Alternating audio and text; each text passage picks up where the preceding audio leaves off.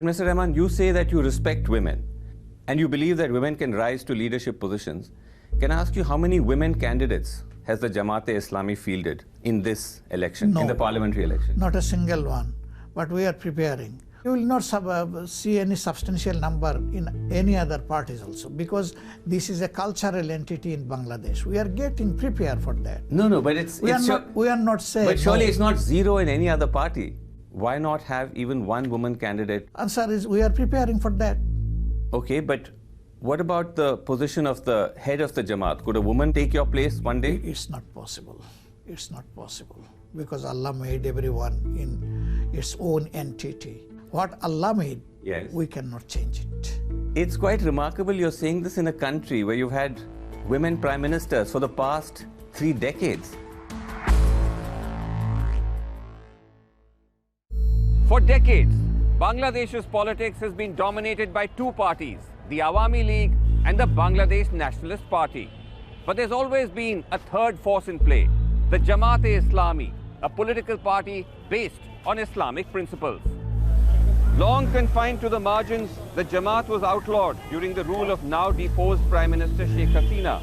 After her overthrow in August 2024, and with national elections approaching, the party is back in the spotlight. Recent polling suggests Jamaat could emerge as a major player. In this episode, I speak to the party's leader, its Emir, Shafiqur Rahman.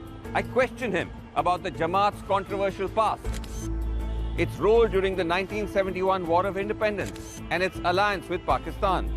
I press him on the party's stated commitment to introducing Islamic law. And I ask the Emir directly, what does his party's ascent mean for Bangladesh's secular identity, women's rights, and the future of its democracy? Mr. Rahman, thanks so much indeed for talking to Al Jazeera. Thank you. We are speaking weeks before the election, and by all accounts, your party is set to do perhaps the best it ever has in its history. But should the people of Bangladesh be worried? Because the Jamaat-e-Islami has said, your leaders have said, that you want this country to be governed by Islamic law.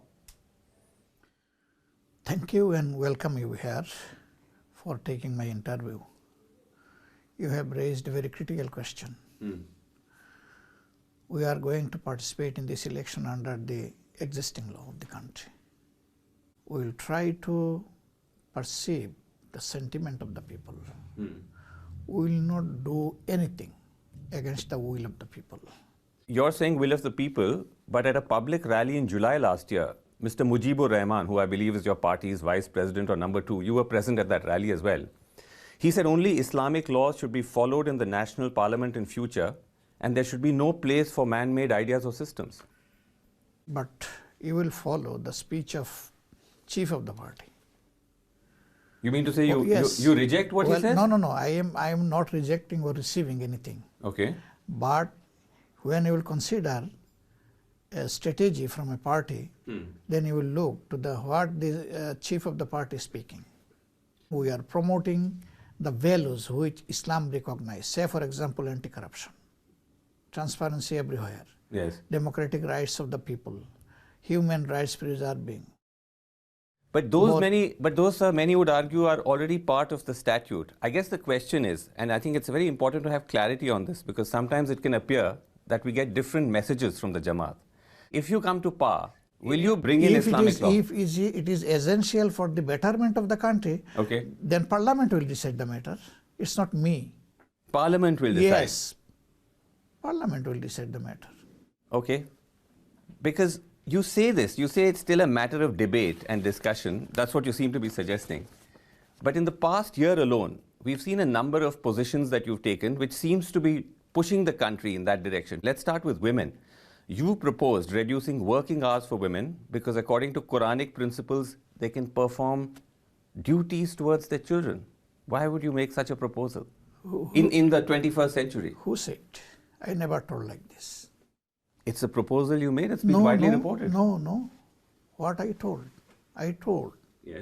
A mother, at the same time, he is carrying baby, he is look after her baby, yes, and at the same time, he will perform the same duty, same hour with the gentleman. It's not a justice. At least for lactating period, while she will be childbearing. or child caring. This period they have to show honor.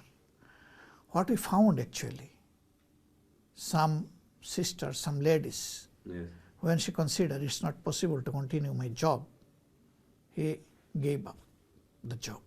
But if you reduce the hour for certain period, it's not unlimited and it's not mandatory for all. It's an optional offer. You're talking about only reducing it during the lactating period. Basically that. But if some lady decide, no, I will perform 8-hour duty, no problem. It's an option for her. But there's already the option of maternity leave. Which many women take. Only for 6 months. Yes. It's not sufficient, we feel. A child never become grown up within 6 months.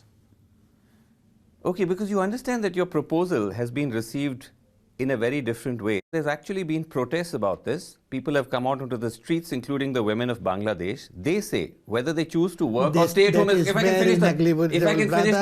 can finish the question, brother, at least. I do respect. No, I must finish the question. They say whether they choose to work or stay at home is their personal choice. They say your proposal will push women back into darkness and restrict their independence. No question of darkness. It is a matter of showing respect to them. No question of darkness. We never told like this, and we never think like this even. It is their matter. Yes, there are some activists whose ideology is completely contradictory with us. They can come to the street. We also respect them. We show respect to the freedom of expression. They can come, but it's a very negligible section of the society. Millions of women, as you know, sir, work in Bangladesh's workforce, especially in the garment industry. Over 50% are women. And they have struggled for decades to get there. They have fought the stereotype that women have to be parents and mothers and looking after children. Men can also shoulder that responsibility. And the worry is that your proposal is rolling the clock back, that employers will now not want to hire women because of the fact that you now have restrictions on their working hours. It is your concern, but this is not the fact. I have visited few garments industry after my speech. Yes. I did not observe such thing anywhere. Rather, they feel comfort. Yes, we will get a chance to come back again in my job after 2 years or 2.5 years. But when they dropped down here, they never came back here. Okay, well, as I said, there are protests, but you've dismissed them. You said they make a very small percentage of the opinion on this. Yes, it's a beauty of democracy. Okay, but Mr. Rahman, you say that you respect women and you believe that women can rise to leadership positions. Can I ask you how many women candidates has the Jamaat-e-Islami fielded in this election, in the parliamentary election? Not a single one, but we are preparing. We have already participated in local government election where our sisters contested and succeeded. But in future, we are preparing for that in parliament also. Not a single woman candidate in this election, though? No. Why not? Yes, you will not see any substantial number in any other parties also, because this is a cultural entity in Bangladesh. We are getting prepared for that. But surely it's not zero in any other party. Why not have even one woman candidate? Already answered. What was the answer? Answer is we are preparing for that. In future, inshallah, we will contest like this. We are not disrespectful to them in this regard. Okay, but what about the position of the head of the Jamaat? Could a woman become the head of the Jamaat, take your place one day? It's not possible. It's not possible. Because Allah made everyone in its own entity. Because you will never be able to bear a child. We will never be able to feed our breast to a child. This is God-given. And there are some differences between men and women. What Allah made, we cannot change it. I'm not able to understand. No one can change it. First of all, not all women necessarily want to be or will be mothers. But even if they are, even if they're raising children, why can't they head an organization like the Jamaat? I'm not able to understand. There's some limitation. In some cases, they will not be able to perform their duties. They will be limited. Physical in what way? Inconveniences, you know. Already, we cannot deny it. I actually don't know. Why don't know? A mother, when will give birth to a child, how will perform the duty? It's possible? Never. Allah knows everything best. It's quite remarkable you're saying this in a country where you've had women prime ministers for the past 3 decades. We did not protest them. Already I said we are not disrespectful. Yes. But if you look to the world, those who are upgrade world, how many ladies came forward? Fascinating. You're saying that they can't be the head of an organization while they can be the prime minister of a country of what, 160, 70 billion people?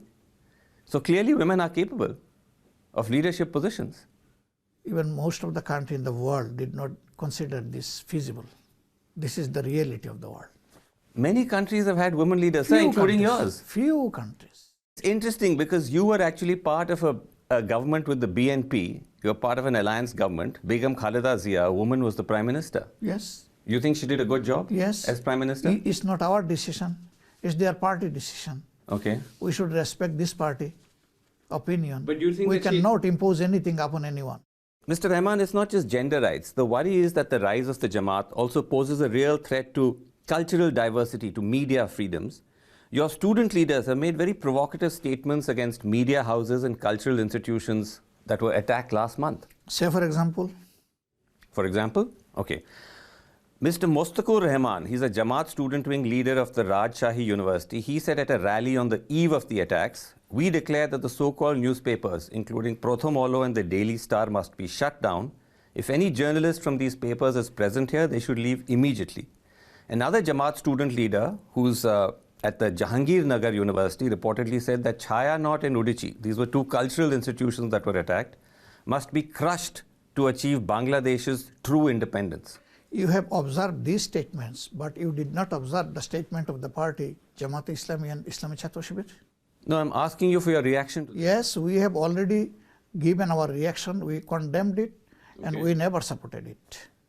You've distanced yourself from these statements. Yes, very clearly. Both Islami Chhatra Shibir and Jamaat-e-Islami. But what action have you taken against these leaders? Chhatra Shibir will make the taken. It's not our side organization. It is matter of Islami Chhatra Shibir. Please ask them. No, but it is very much part of the Jamaat umbrella. No. It is not a legal part of Jamaat umbrella like other organizations, say for example Chhatra Dol or Chhatra League. Okay. They are the side organization of this party declared way in their constitution. So you have no power to punish these leaders? We can give only our opinion and suggestion. Man can commit some fault. You have to correct him. This is not the way to shade him.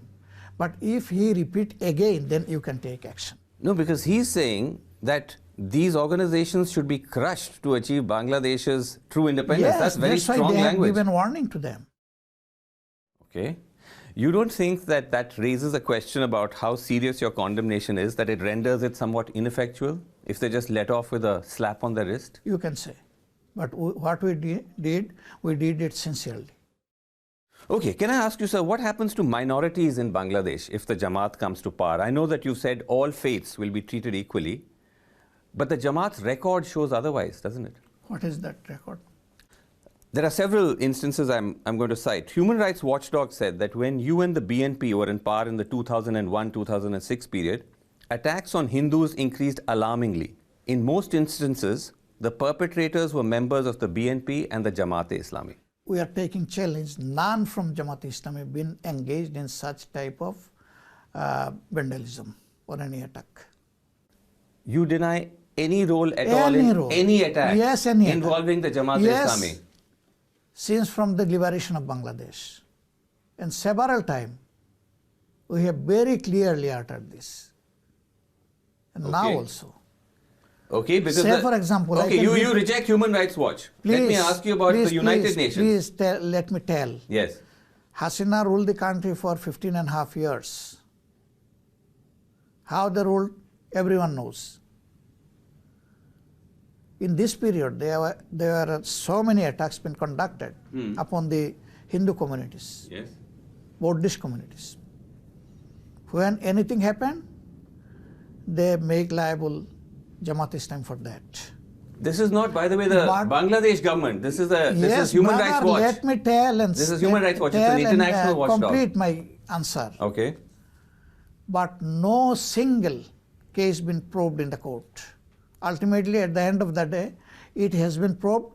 Their people were engaged with this nuisance, not the Jamaat-e-Islami people. A United Nations report on the recent attacks against minorities after the August uprising says that some Jamaat-e-Islami and BNP supporters were involved in revenge violence on religious and indigenous groups. I reject this. Are you somewhat in denial, sir? I've cited to you 2 human rights reports across 2 different time periods by 2 international agencies, and you're saying it's all false. Yes, yes. All false. I am not telling all false. There are reality, attack been happened, but we are not engaged with this. All right. Please let them tell who are the people, specific people who will take action. Okay. The Jamaat, sir, also carries tremendous negative historical baggage, doesn't it? It stands accused of war crimes alongside the Pakistan Army during Bangladesh's War of Independence against Pakistan in 1971. An estimated 3 million killed, 300,000 women raped by the army and its collaborators. Many of your leaders have been convicted, sentenced to death. Isn't that a very dark legacy to shake off? Yes, you are asking so many critical questions to me. It is another one. Please look at the past. What happened that time? Jamaat-e-Islami's decision was a political decision. It was not an armed force. A political decision to support Pakistan or to oppose the independence? To remain with Pakistan unitedly. It was Pakistan that time. Yes. Why we did it? The leaders of Jamaat-e-Islami that time who served the organization, they predicted if with the help of India, Pakistan being liberated or it gets independence, it will be another hegemony upon Bangladesh, and what we experienced in the last 54 years. I'm not asking, sir, on the political decision. I'm asking about the war crime. Yes, I am coming here. Yes. We are never engaged in crime at that period. You will say, why the court has given verdict like this, death sentence or life sentence, why it was. Yes. It was totally perverted and a deviated justice. It was miscarriage of justice. Why and how? The same court, after the change of 5th of August, had decided one pending case of our one leader, A.T.M. Azharul Islam. And they have given so many observations upon the verdict which had been passed earlier. But sir, can I ask you... It was totally politically motivated and perverted. But can I ask you this though? There could be concerns about fair trial, but isn't there undeniable evidence that the Jamaat was linked to the atrocities? The International Commission of Jurists said in 1972, hundreds of Bengali intellectuals were killed within the last few days before the surrender of the Pakistan Army. These murders were perpetrated by members of a paramilitary believed to have been the action section of the Jamaat-e-Islami.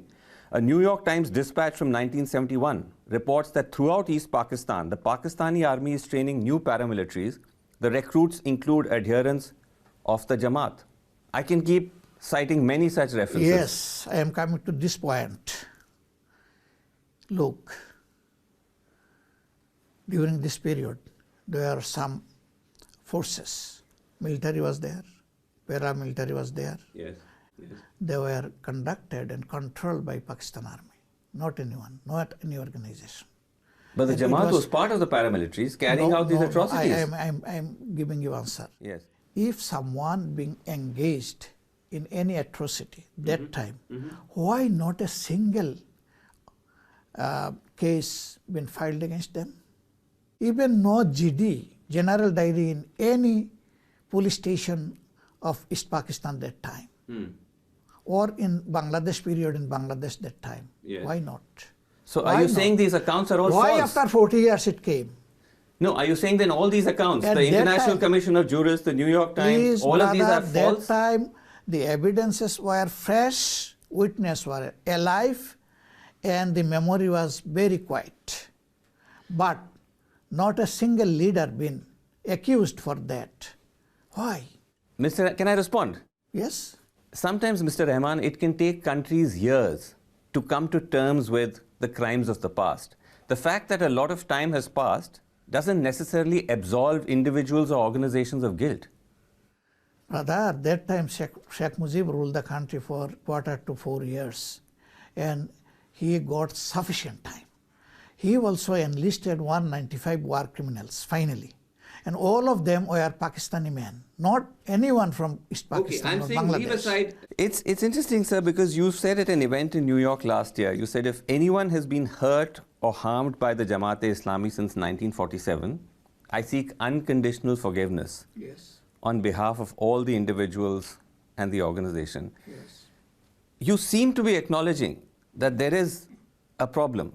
There is some complicity or some involvement of the Jamaat. It's not.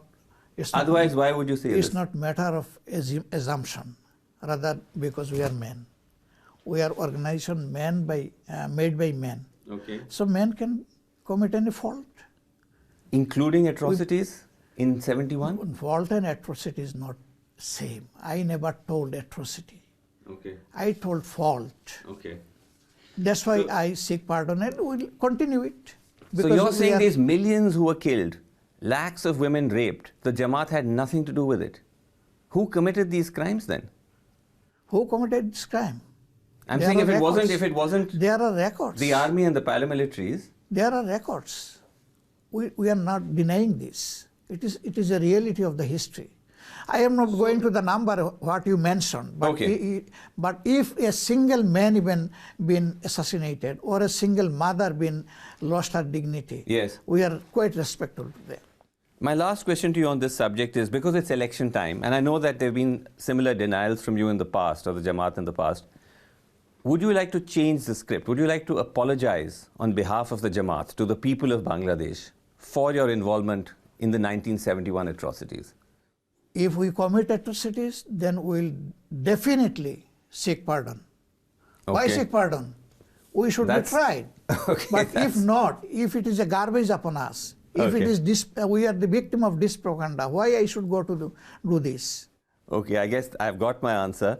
But tell me, we're coming towards the end. Ahead of the elections, another big controversy has been relations between India and Bangladesh, that are otherwise two friendly countries. But that's dramatically deteriorated because Bangladesh wants India to deport Sheikh Hasina, and India has refused so far. If you come to power, sir, how will you tackle this problem? We'll set fruitful dialogue with India because they are our neighbors. Okay. Our position is very clear. We never give any discomfort to our neighbors. Similarly, we'll hope they will give us comfort. Our relation will be brotherly, will be friendly, will be mutual respect, upon mutual respect and trust. What if India flatly refuses, though, to extradite Sheikh Hasina? No problem. We'll set further dialogue. Dialogue is the solution, not other thing. Has India reached out to you? I know that you met an Indian diplomat.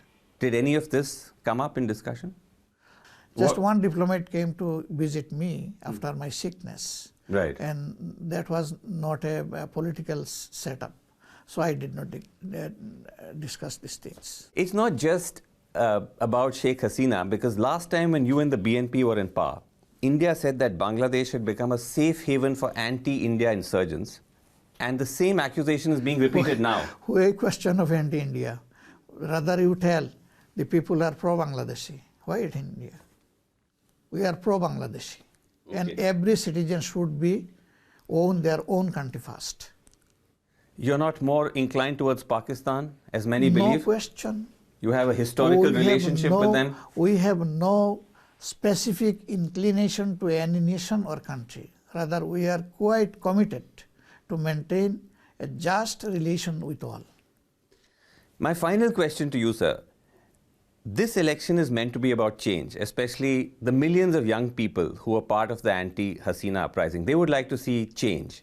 But given everything we've discussed, the Jamaat's record when it comes to women, when it comes to minorities, all of that, do you believe that you will be able to deliver change in Bangladesh? Let the people to decide the matter.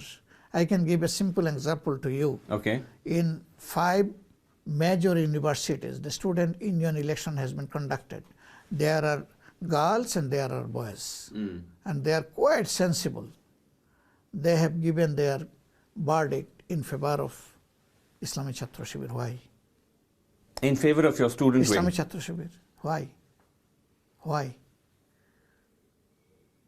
They have decided the aspiration of the young people will be fulfilled through them. They have decided the prestige, dignity and privacy of our girls will be maintained by Islamic Chhatra Shibir. What the sensible people of this sector has given a message to the nation, we can perceive.